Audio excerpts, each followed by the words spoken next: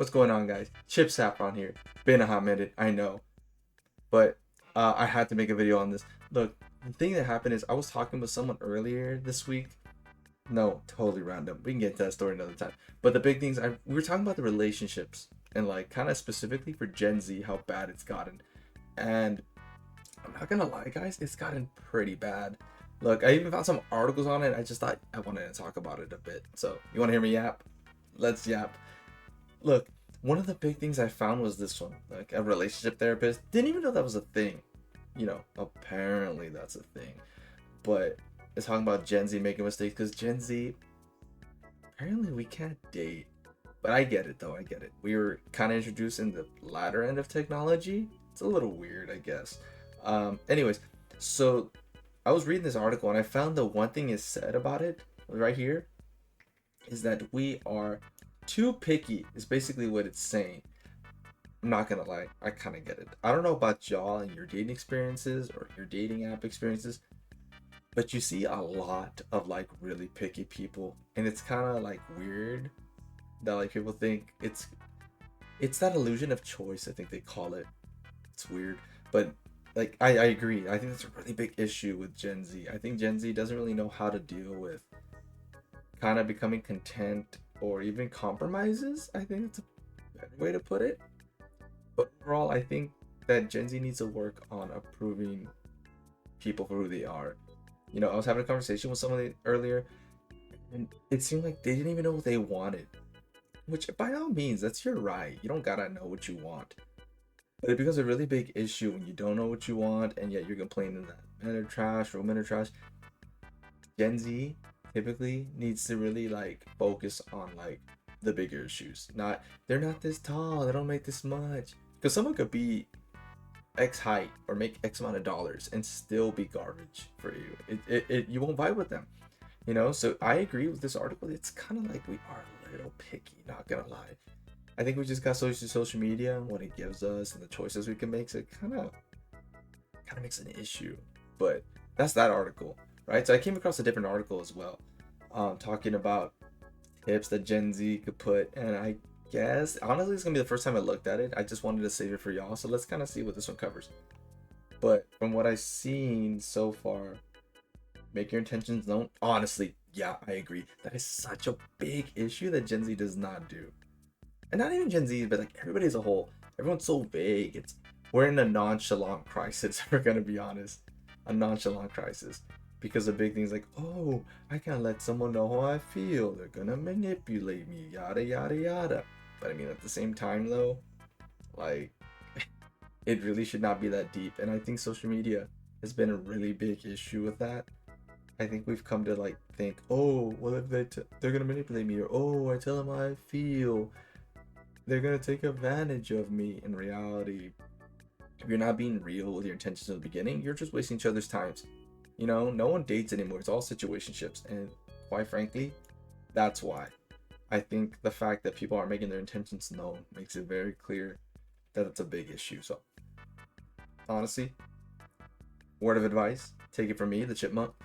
If you want someone to really mess with you, just be honest. I'm looking for something serious. I'm not looking for something serious, so that everyone's on the same page. Because if you're not on the same page at that point, like, what's even the point? Anyways, what else is suggesting? Hell, I might take some of these tips. It doesn't hurt to apply to everybody. Go be in the real world. Oh, that's not even funny though, because I had this conversation the other day too. I know, a lot of conversations. I have these conversations a lot, and it was talking about they wanted to go on a dating app, and I told them, particularly from my experience, we'll get into that lower drop down the line. We don't need to talk about that now, okay? But they were saying, oh, what's a good dating app? And someone else was telling them, oh, Hinge is good for serious relationships and Tinder's not good. And I was frank with them. I told them, hey, I don't think any of them are good.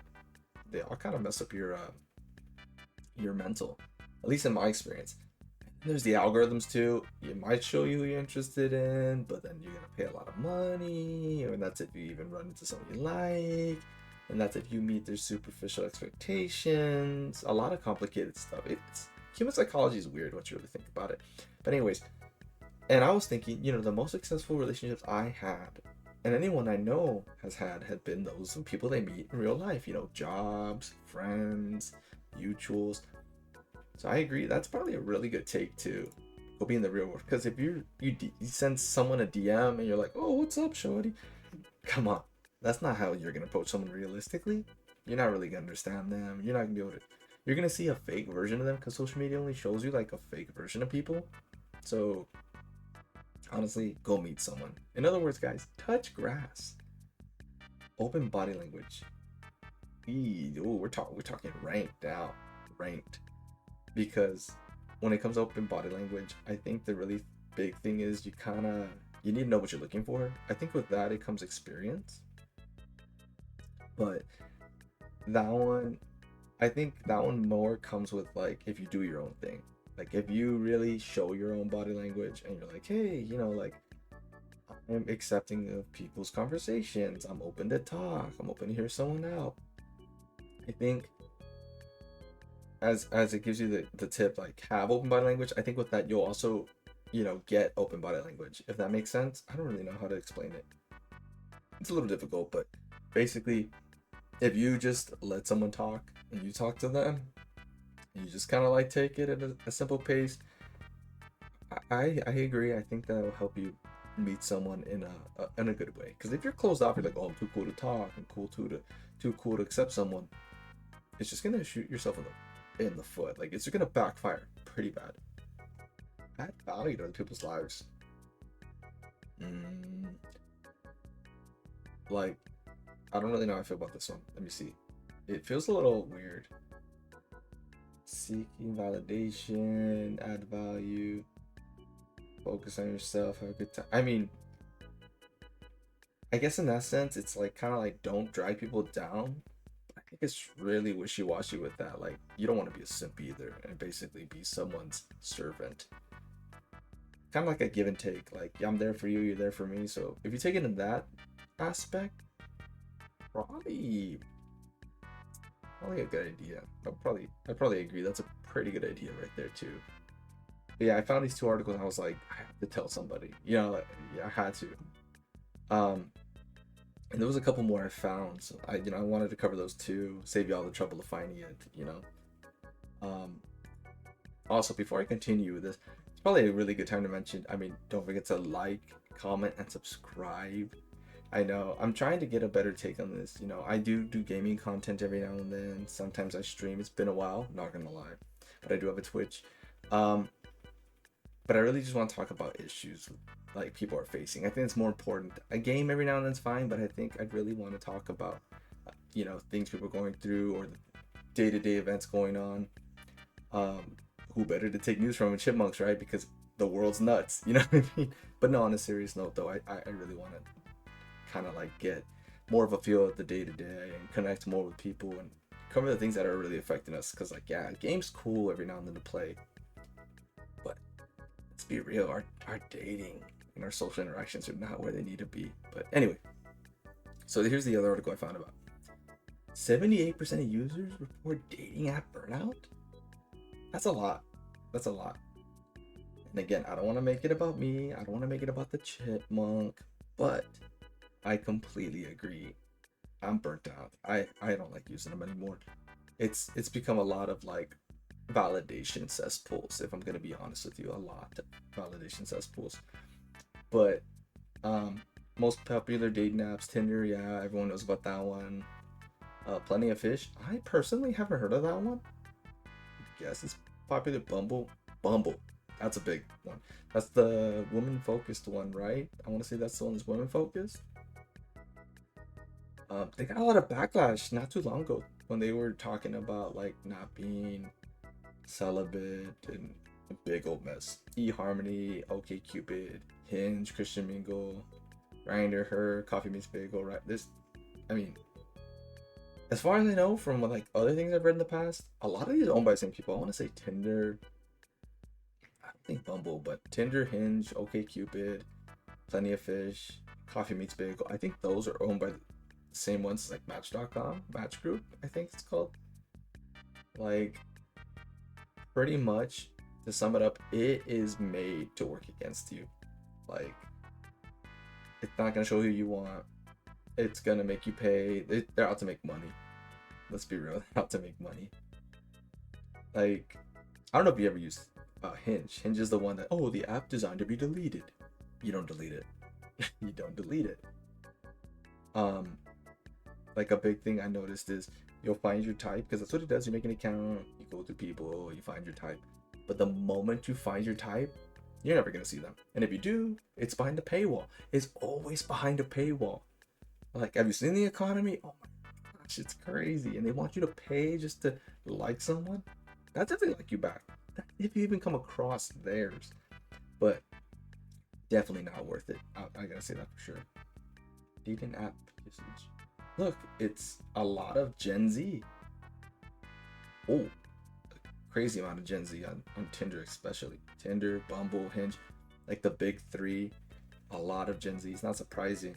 Um, Plenty of fish, a lot more millennials. I could probably explain why I don't know what it is. But just to show the big three, and two of those three are pretty much owned by the same people. So it's what does that tell you? You know, goes back to the go to be in the real world. Go touch some grass.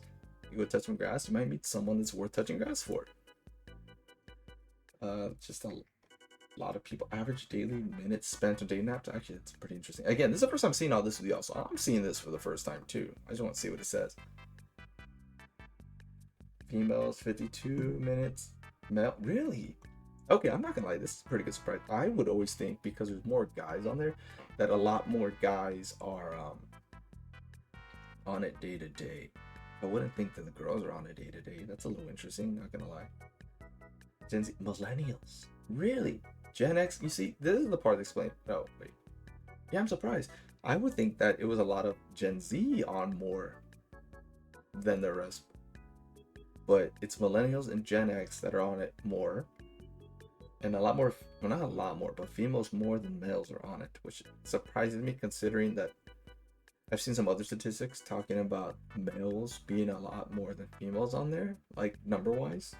So it's interesting to see that the girls are on there more on average than the guys. So more guys, but less time by the guys, if that makes sense.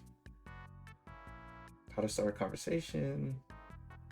Honestly, it's kind of borderline impossible because even if you're in person, you can kind of like start along the lines of like, oh, you know, let's see, you're at work. Hey, this happened today. What do you think of it? Or you meet through a mutual. Hey, you know, so and so. What do they do? Or how'd you meet them? But on a dating app, you're kind of just going based on what a picture, three prompts. You know, the typical, take me off this app, or the, I don't know why I'm here. Or here I am again. It's like there's really not much to work on. It's so empty. You know, so again, it goes back to touching grass. You know, who would have thought touching grass actually helps you? Yeah, and it doesn't make people feel good.